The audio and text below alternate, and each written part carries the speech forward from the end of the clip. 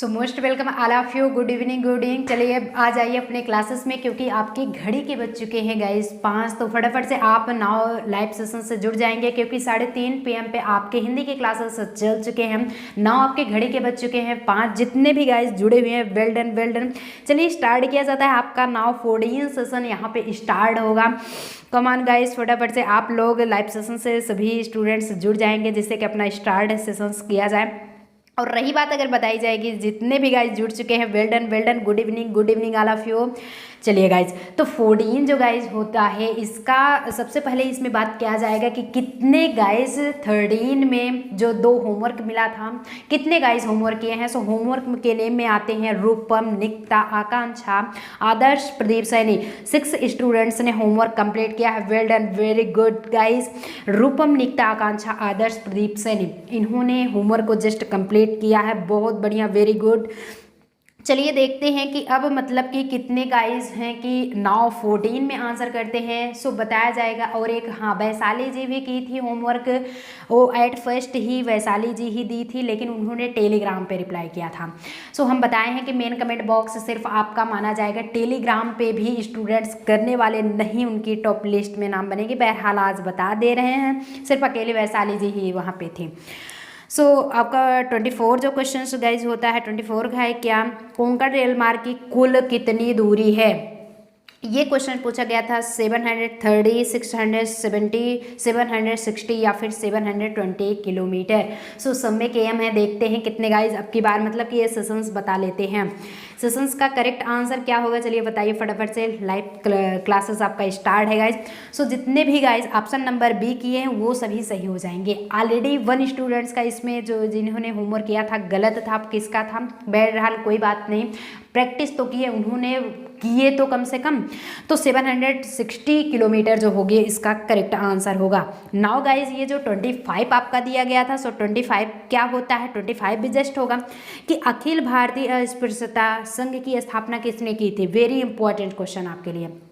सो एक भी सेशंस आप छोड़ेंगे नहीं, क्योंकि सबसे इंपॉर्टेंट बुक जो आपकी होती है गाइज लुसेंट की होती है, और हर एक क्वेश्चन आपके लुसेंट से पुटअप किए जा रहे हैं। सो हम यही चाहते हैं कि आप सभी जुड़े रहें, और जितने भी गाइज जुड़े हुए हो नाउ लास्ट तक हम यही कहेंगे कि स्किप विदाउट स्किप किए हुए लास्ट सेशन यानी कि एंड तक बने रहेंगे, तो नाउ आप जो नॉलेज है वो अचीव करके जाएंगे। अगर सेशंस छोड़ देते हो, बड़ा क्वेश्चंस कभी देख करके पीछे नहीं करना चाहिए, उसका फेस करिए, सामना कीजिए, जरूर एक ना एक दिन वो टलेगा जरूर।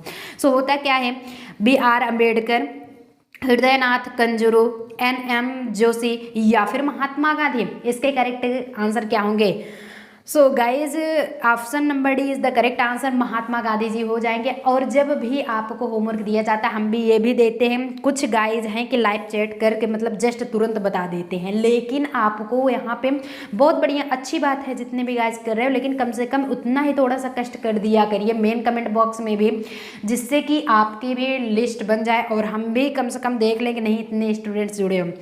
चैट भी आपका देखा जाता है, बट यहाँ से ये होता है कि नहीं आप भी होमवर्क कंप्लीटली किए हो। सो चलिए स्टार्ट किया जाता है गाइज आपका 14 सेशंस में क्या होगा, एट फर्स्ट जो क्वेश्चंस आपका रहेगा सो विदाउट स्किप किए हुए टोटली देखेंगे, ऐसा एक भी पॉइंट्स नहीं होगा जो आपके लिए इंपॉर्टेंट नहीं हो, और जो वेरी इंपॉर्टेंट है हर बार जो कि क्वेश्चन फंसता है तो वो तो जरूर बता देंगे हम। खालसा हेरिटेज मेमोरियल कॉम्प्लेक्स की स्थापना कहाँ की गई थी, ऐसा एक भी क्वेश्चन गाइज नहीं कि जो आपके लिए इंपॉर्टेंट ना रहने वाला हो। आनंदपुर साहिब, पटना, अजमेर या फिर इलाहाबाद, जो कि प्रयागराज हो चुका है। चलिए देखते हैं कितने गाइस सही आंसर इसका करते हैं। चलिए फटाफट से लाइव सेशन से जुड़े रहेंगे, जो अभी भी आ रहे हैं मोस्ट वेलकम। कहाँ थे भैया अभी तक आप लोग, चलिए फटाफट से जुड़ जाइए। तो जितने भी गाइस हमारे सभी प्रिय साथी ऑप्शन नंबर 1 कह रहे हैं वो सभी सही हो जाएंगे। Anandpur Sahib is the correct answer. So आगे चला जाए, सेशन बढ़िया लग रहा है। और हाँ एक बात जरूर कहेंगे, सेशंस को या थम्सअप करते चलेंगे, नाउ सेशंस को सब शेयर भी करते चलेंगे, ज़्यादा से ज़्यादा सेशंस को शेयर कीजिए, थम्सअप कीजिए और नाउ आगे बढ़िए। आनंदपुर साहिब फाउंडेशन द्वारा तैयार संगमरमर का, एक फर्स्ट आपके क्वेश्चन क्या दो बनते हैं कि आनंदपुर साहिब फाउंडेशन द्वारा तैयार है क्या संगमरमर का खालसा हेरिटेज मेमोरियल कॉम्प्लेक्स का डिजाइन किसने तैयार किया था।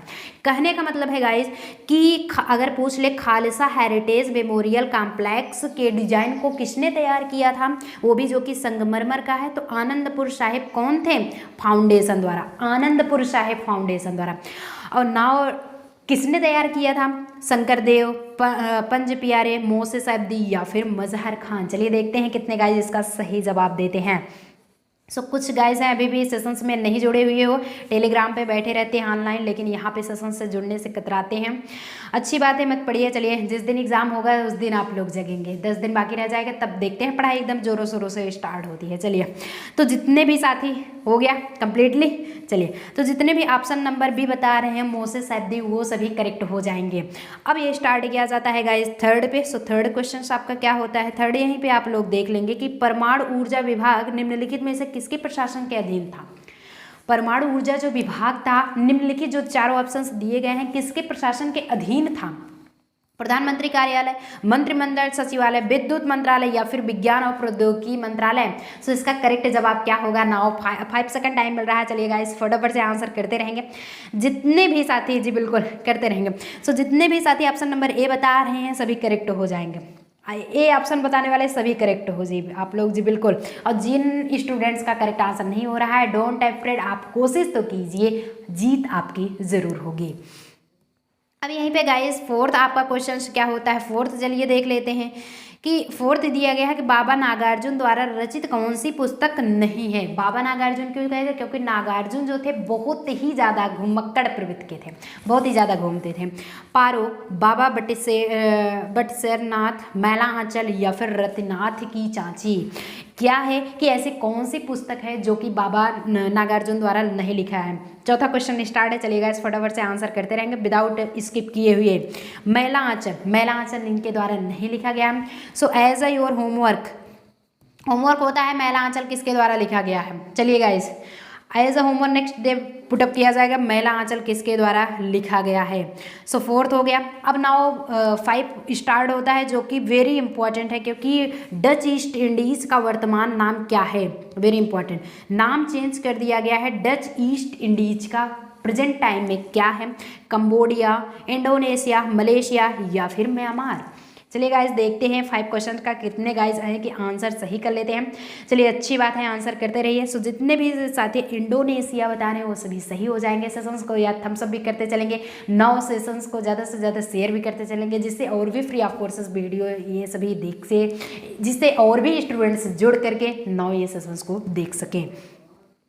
अब गाइज यहीं पे होगा आपका 6 क्वेश्चन स्टार्ट होता है। सो 6 क्या होता है, खुदा बख्श ओरिएंटल पब्लिक लाइब्रेरी कहाँ है। इसमें 2 क्वेश्चन आप सीख रहे हो। सबसे पहले आप जानकारी फाइंड करेंगे, 2 चीज़ पूछ क्या रहा है, खुदा बख्श ओरिएंटल पब्लिक लाइब्रेरी कहाँ पे स्थित है। एक तो ये क्वेश्चन आप देखेंगे, और एक है अगर पूछ लिया जाए खुदा बख्श ओरिएंटल पब्लिक क्या चीज़ है, तो आप बताएंगे library, it is a library. Conditions कहाँ पे स्थित है, where is located, Delhi, Patna, Kolkata या फिर लखनऊ। चलिए देखते हैं कितने गाइस सही आंसर इसका करते हैं। जी बिल्कुल आंसर करते रहिए, फटाफट से लाइव सेशन से जुड़े रहिए। सो जितने भी साथी ऑप्शन नंबर सी बता रहे हैं पटना, वो सभी सही हो जाएंगे। सो सेशंस बढ़िया लग रहा है। अब यहीं पे गाइस बात किया जाएगा आपके नेक्स्ट टर्न में, यानी कि 7 क्वेश्चन पे। सो 7 क्वेश्चन आपका क्या होता है गाइस, दिया गया है कि राष्ट्रीय एटलस और थेमेटिक मानचित्र संगठन का मुख्यालय यानी हेडक्वार्टर कहाँ, where is headquarter of the राष्ट्रीय एटलस एंड थेमेटिक मानचित्र संगठन। चलिए गाइस इसका देखते हैं कितने गाइस सही आंसर करते हैं, दिल्ली, मुंबई, कोलकाता या फिर इलाहाबाद। चलिए स्टार्ट होता है आपका 7 क्वेश्चंस का आंसर जो बिल्कुल करते रहेंगे। जितने भी सभी साथी बी ऑप्शन कर रहे हो अच्छी बात, बी सी डी ए मतलब तुक्का भी लगाने की कोशिश, चलिए लगाते रहे। सो जितने भी साथी ऑप्शन नंबर बी बता रहे हैं वो सभी सही हो जाएंगे। Kolkata is the correct answer. Well done guys, जितने भी सभी साथी आप कर रहे हो बहुत अच्छी बात। और जितने भी गाइज यहाँ सेशन से जुड़ चुके हैं, आप नाउ एंड तक बने रहेंगे तो नॉलेज जरूर अचीव करके जाएंगे। चलिए नेक्स्ट टर्न में स्टार्ट किया जाए। अब होता है आपका 8 क्वेश्चंस में। चलिए गाइस देखते हैं क्या है, दीवान ए इस्तिहाक की स्थापना किसने की थी। इंपॉर्टेंट क्वेश्चन, ये आपके लिए इंपॉर्टेंट क्वेश्चन रहने वाले हैं। दीवान ए इस्तिहाक की स्थापना किसने की थी? कुतुबुद्दीन ऐबक, बलबन, रजिया सुल्तान या फिर फिरोज शाह तुगलक। चलिए देखते हैं इसके करेक्ट आंसर क्या होंगे। सो 8 क्वेश्चन आपका स्टार्ट है। चलिए गाइस फटाफट से आंसर करते रहिए। जी बिल्कुल करते रहेंगे आप लोग। लाइव सेशंस आपका स्टार्ट है, बिल्कुल करते रहेंगे आप लोग। जितने भी साथी ऑप्शन नंबर भी बता रहे हैं रजिया सुल्तान, वो सभी सही हो जाएंगे। अब यहीं पे गाइस बात किया जाएगा आपका नाउ 9 क्वेश्चन से। सो 9 क्वेश्चन क्या कहता है? एट फर्स्ट आप देखेंगे कि किस धर्म के अनुयायी खाओ पियो और मौज करो, ऐसा होता है ना, खाओ पियो और मौज करो, लेकिन किसका सिद्धांत है?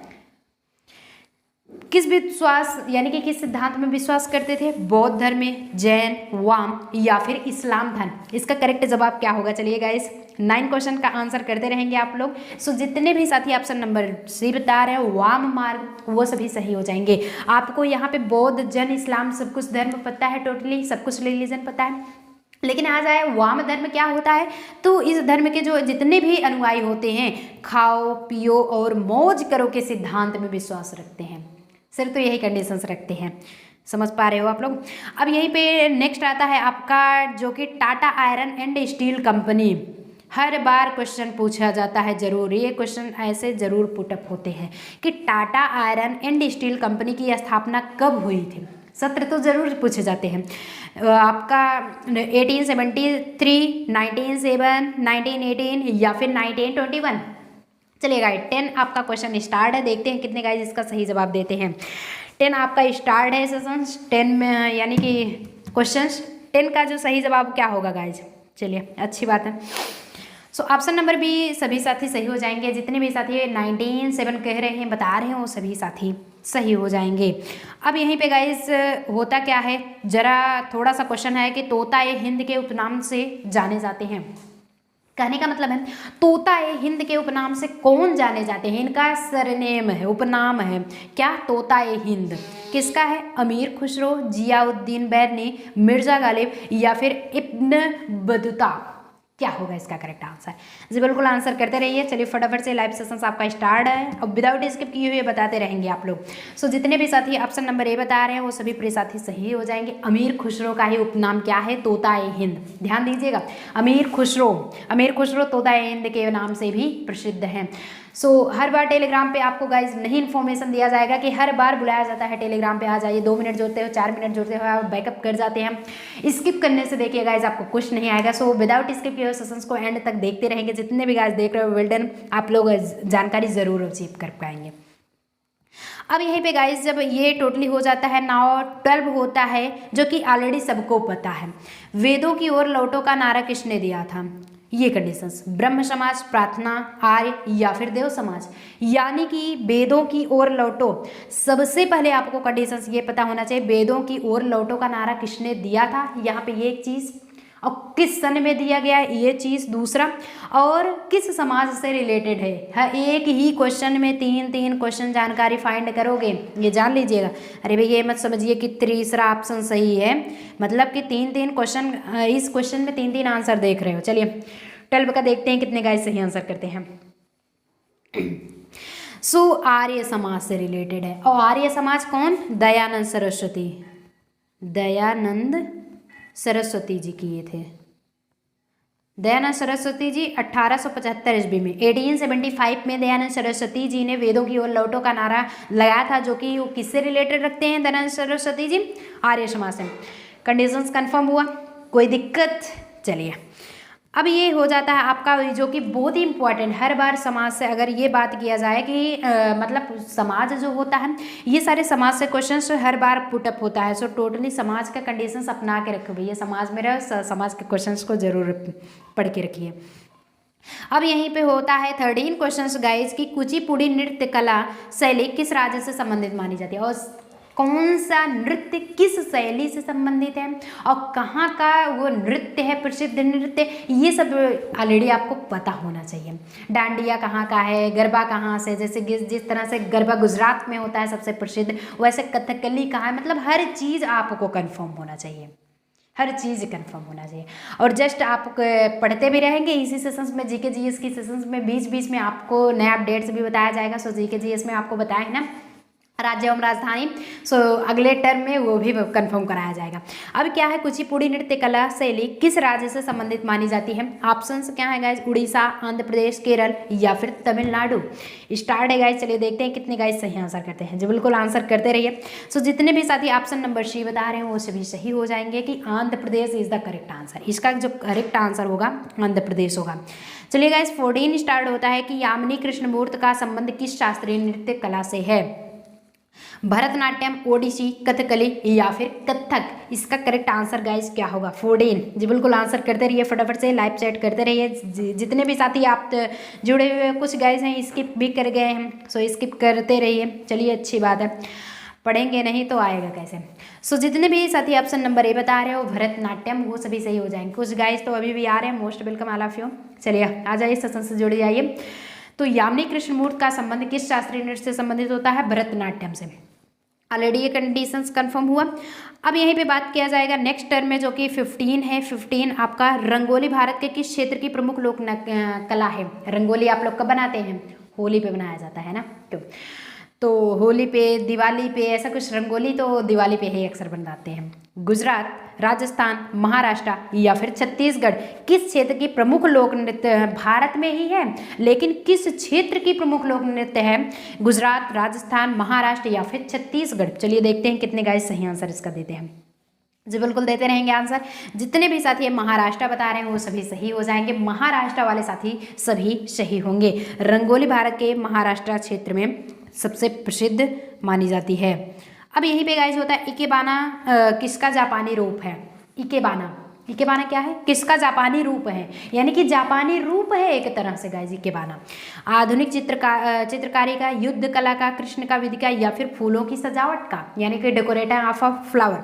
चलिए देखते हैं गाइस कितने सही आंसर करते हैं। जी बिल्कुल। अब जितनी भी बार थोड़ा सा हिंट दिया जाता है मतलब कि आंसर आपका वही है। कुछ समथिंग हमने कहा था कि डेकोरेटिंग ऑफ अ फ्लावर, सो फूलों का सजावट ही इसका करेक्ट आंसर है। इकेबाना किसके जापानी रूप है? फूलों की सजावट का। अब गाइज होता है 17। चलिए फटाफट से जुड़ जाएंगे। जितने भी गाइज आप आ चुके हो बहुत अच्छी बात है, वेरी गुड। चलिए सेशन से एंड तक जुड़े रहेंगे। नाउ जो भी आपको प्रॉब्लम हो आप लाइव चैट से पूछते भी चलिए, यानी कि कोई भी प्रॉब्लम हो तो आपका डाउट्स क्लियर किया जाएगा। अब यहीं पे गाइज 17 स्टार्ट है कि हिंदुस्तानी संगीत का सर्वाधिक प्राचीन घराना है। हिंदुस्तानी संगीत है का सर्वाधिक प्राचीन घराना क्या है? ग्वालियर घराना, लखनऊ, आगरा या फिर जयपुर। चलिए गाइस क्या होगा इसका करेक्ट आंसर? 17 स्टार्ट। चलिए फटाफट से आंसर करते रहिए आप लोग, अच्छी बात है।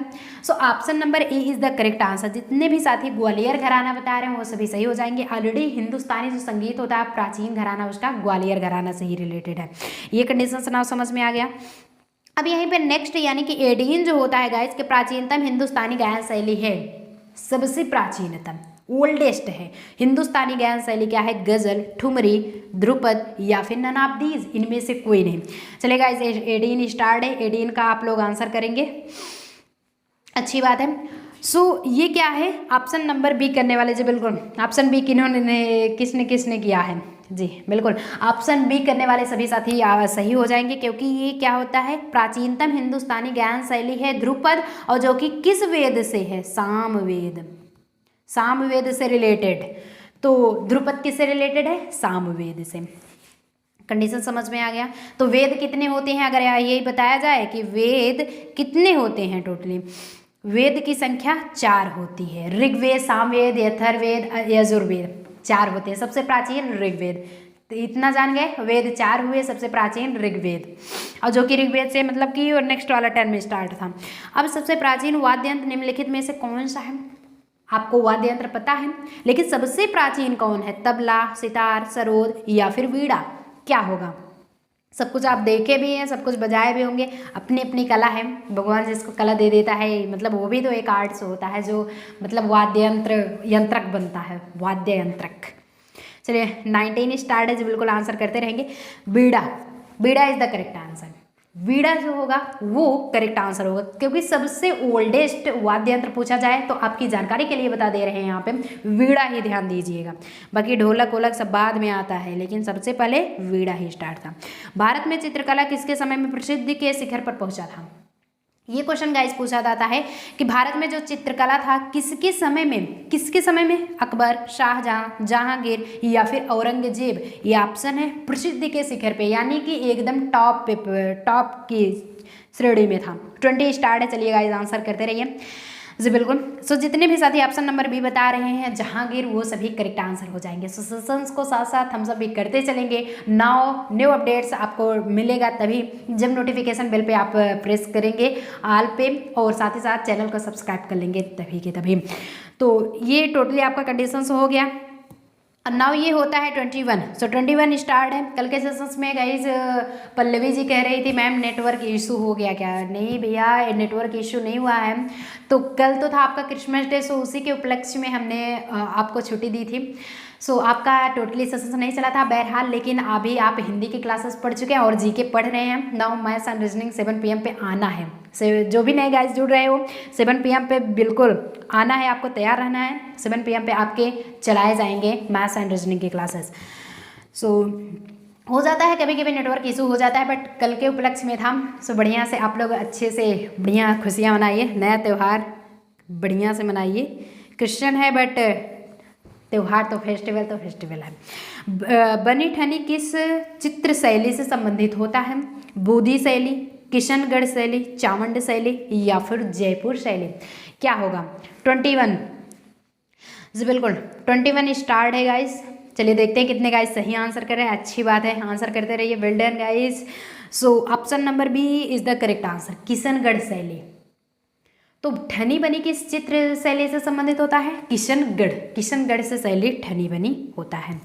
अब यहीं पे गाइस ये नेक्स्ट होगा आपका कि है क्या भागवत धर्म के प्रवर्तक निम्नलिखित में से कौन थे। जनक, कृष्ण, बादरायण या फिर याज्ञवल्क्य। किसके, भागवत धर्म के प्रवर्तक। चलिए देखते हैं गाइस 22 आपका स्टार्ट है। कितने गाइस सही आंसर इसका कर लेते हैं। अच्छी बात है, आंसर करते रहिए। कृष्ण भागवत धर्म के प्रवर्तक निम्नलिखित में से कितने हैं, तो कृष्ण को माना जाता है। अब यहीं पे गाइस होगा नेक्स्ट पुराणों की संख्या। ये होता है गाइस पुराणों की कुल संख्या कितनी है। पुराणों की संख्या 12, 18, 16 या फिर 20। अगर आपको पता है यहीं पे वेद पूछ लिया जाए तो वेद 4 टाइप्स का होता है। वेद की संख्या 4 होती है, ऋग्वेद, सामवेद, अथर्ववेद, यजुर्वेद, अथर्ववेद। कंडीशन क्लियर हुआ। 4 वेद होते हैं, लेकिन यहीं पे पुराण पूछ लिया जाए पुराणों की संख्या कितनी होती है। चलिए देखते हैं कितने गाइज सही आंसर करते हैं। अच्छी बात है। नाउ इस सेशंस का लास्ट क्वेश्चन है, होमवर्क गाइज लेके जाना है आपको। 18 आपकी जानकारी के लिए अगर पता हो तो पुराणों की संख्या जो होती है वो 18 होती है। अब यहीं पे आपके होगा 24 जो कि टेक ए स्क्रीनशॉट की कंडीशंस आपको अपनाना है। सो होमवर्क है, टेक ए स्क्रीनशॉट। चलिए फटाफट से स्क्रीनशॉट रख लेंगे। ये रहता है 24 आपके लिए होमवर्क। दिया क्या गया है कि भारतीय दर्शन की आरंभिक विचारधारा, एक सेकेंड, चलिए भारतीय दर्शन की आरंभिक विचारधारा स्क्रीनशॉट रख लेंगे। अब गाइज यहीं पे 25 क्वेश्चंस आ जाता है। 25 क्या है, अष्टांगिक मार्ग किस धर्म से संबंधित है। टेक ए स्क्रीनशॉट, तुरंत स्क्रीनशॉट रख लेंगे। अच्छी बात है, स्क्रीनशॉट रखिए। और नाउ देखते हैं नेक्स्ट में, यानी कि सेशन नंबर 15 में कितने गाइस अब की बार होमवर्क करते हैं। सो 14 में कितने गाइस किए थे, यानी कि सॉरी 13 वाले में रूपम, निकिता, आकांक्षा, आदर्श, प्रदीप, सैनी। अच्छी बात है, इतने गाइस ने होमवर्क टोटली कर रखा था। तो अब की बार देखते हैं लाइव चैट से भी कुछ मतलब गाइस होमवर्क कर रहे हैं। बट गाइज आपको थोड़ा सा मतलब कष्ट कर लीजिए कि आप जा करके मेन कमेंट बॉक्स में कर लेंगे, जिससे कि आपकी लिस्ट बन जाएगी। हाँ ध्यान दीजिएगा, टेलीग्राम पे बिल्कुल नहीं करना है। टेलीग्राम पे करिए, पूछिए सेशंस को, कोई दिक्कत नहीं है, लेकिन करेंगे कोई मतलब अच्छी बात है, हम देख लेंगे, उसकी कोई दिक्कत नहीं। लेकिन जो लिस्ट आपकी तैयार होगी वो मेन कमेंट बॉक्स से ही तैयार होती है। मेन कमेंट बॉक्स से ही हम लिस्ट तैयार करेंगे, आपकी लिस्ट वहीं से तैयार होगी। सो बढ़िया लगा सेशंस, चला जाए। 5 PM पे आना नहीं भूलेंगे गाइस। 5 PM पे जरूर 5 PM आ चुके हैं। 7 PM पे आना नहीं भूलेंगे। 7 PM पे मैथ्स एंड रीजनिंग जो कि वेन डायग्राम आपके लिए बहुत ही इंपॉर्टेंट सेशन स्टार्ट है। प्रैक्टिस सेट आपका सॉल्व कराया जा रहा है। So practice set without skip किए हुए आप पढ़ेंगे, 2-3 दिन और लेक्चर चलेगा। सो वो खत्म होगा। नाउ नेक्स्ट अपडेट आपको फिर से बताया जाएगा कब से स्टार्ट किया जाएगा। सो चला जाए फिर, चलिए तब तक के लिए बढ़िया से आप लोग रिवीजन भी करते रहिए, और जो भी न समझ में आए पूछते भी रहिए। अभी तो सेशन से बहरहाल जुड़े ही है, कोई भी दिक्कत हो तो पूछ लें। चला जाए फिर। सो आज के सेशन में बाय मिलते हैं ऐसे ही इंटरेस्टिंग फिर से वीडियो सेशन से लेकर के आएंगे। Till then all the very best.